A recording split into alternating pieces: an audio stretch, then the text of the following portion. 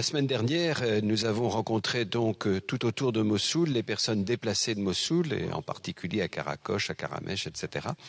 Et ces personnes, nous les avons rencontrées, c'est des gens qui avaient choisi de tout abandonner pour ne pas abandonner leur foi.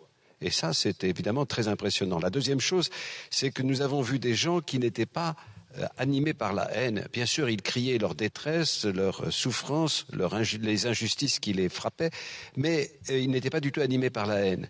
Par contre, ils s'interrogeaient sur leur futur. Et évidemment, moi je pense à tous ceux que j'ai vus à Karakosh qui nous ont accueillis pratiquement triomphalement avec le patriarche Sako la semaine dernière et qui ont dû fuir. Et une deuxième fois, une troisième fois ou une quatrième fois. Et je suis un peu bouleversé par ce que j'entends. Et ce que nous avions dit et que nous avons proclamé à notre retour, c'est que quand on commence une épuration, on ne la termine pas. Les autres minorités sont aussi menacées. D'abord les chiites, mais aussi les yazidis, les turkmènes.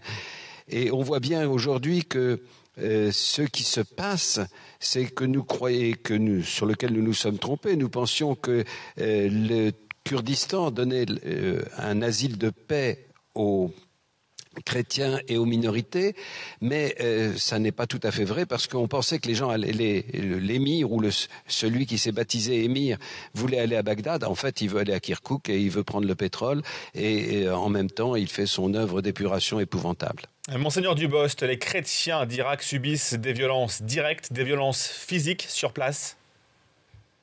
La semaine dernière, ce que nous avons constaté, c'est que pratiquement il n'y a eu aucun mort chrétien dans cette épuration de Mossoul, celle du 17 juillet.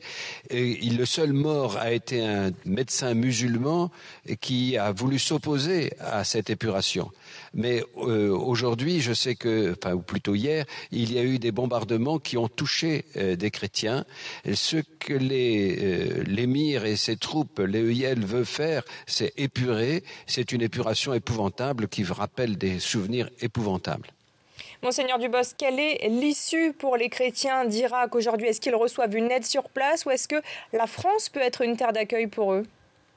Moi, je pense qu'il est important qu'ils restent en Irak, si on veut que l'Irak devienne un jour un pays où il soit possible de vivre.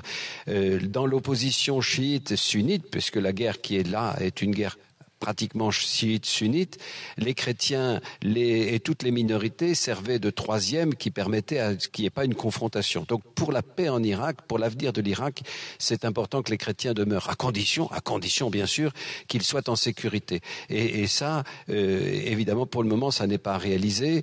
Je sais que le gouvernement américain a décidé de leur envoyer des vivres et de la nourriture et des médicaments.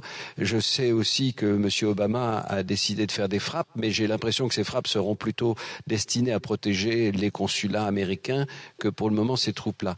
Je crois que la France peut faire beaucoup de choses pour aider des gens à se fixer, à condition qu'ils soient en sécurité. Il faut trouver les chemins de la sécurité. Beaucoup de choses en faisant, par exemple, que pour le moment il fait très chaud, mais en Irak il fait aussi très froid l'hiver, et il faut que tous ces gens qui sont réfugiés dans des écoles, dans des églises, dans des familles où ils sont à l'étroit, puissent trouver très rapidement des solutions pour habiter, pour loger et qui soient à peu près confortables dans le grand froid. Par contre, il me semble aussi que politiquement, il faut savoir et il faut essayer de demander à tous ceux qui sont sunnites de réagir contre ce pseudo-émir qui fait une épuration épouvantable. Et moi, je rends grâce aux musulmans français qui ont tout de suite pris position contre lui pour dire que ceci n'était pas tolérable. Mais il faut que les nations qui ont des majorités sunnites s'unissent. Et nous avons, à mon avis, nous Français, des choses à demander au Qatar, aux Turcs et à d'autres pays de ce genre. Monseigneur, vous le disiez il y a quelques instants, Barack Obama annonce des frappes ciblées. Pour vous, ce n'est pas la solution pour venir en aide justement aux chrétiens d'Irak. Il y a d'autres solutions peut-être ? Ce qui est certain, c'est qu'il faut maintenant assurer la sécurité. Sans ça, tout va tomber comme un château de cartes. Et donc, moi, je ne suis pas militaire, je ne suis pas Barack Obama, je ne sais pas ce qu'il faut faire pour assurer la sécurité.